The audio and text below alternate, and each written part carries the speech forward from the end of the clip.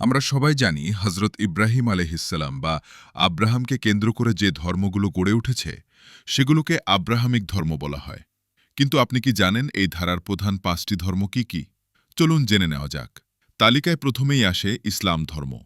সপ্তম শতাব্দীতে আরবে এর প্রচার শুরু হয়।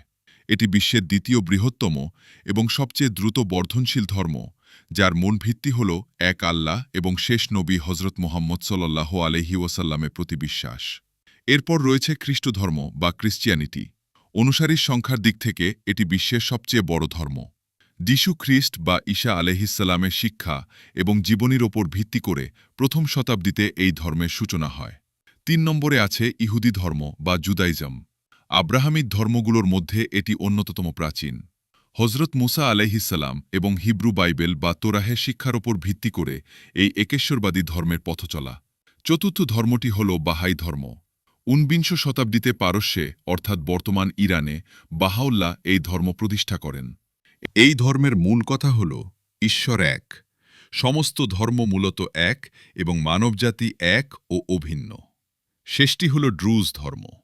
একাদশ শতাব্দীতে মধ্যপ্রাচ্যে গড়ে ওঠা এই ধর্মটি আব্রাহামিক ঐতিহ্যের একটি অনন্য শাখা। তারা একেশ্বরবাদ, পুনর্জন্ম এবং দর্শনে বিশ্বাস করে। তবে তাদের ধর্মীয় আচার ও জ্ঞানগুলো বেশ গোপন ও রহস্যময়। ভিন্ন ভিন্ন পথ হলেও এই ৫টি ধর্মেরই মূল উৎস এক জায়গায়। এই তথ্যটি আগে জানতেন? কমেন্ট করে জানান, আর এমনই দারুণ সব ভিডিওর জন্য লাইক এবং সাবস্ক্রাইব করুন।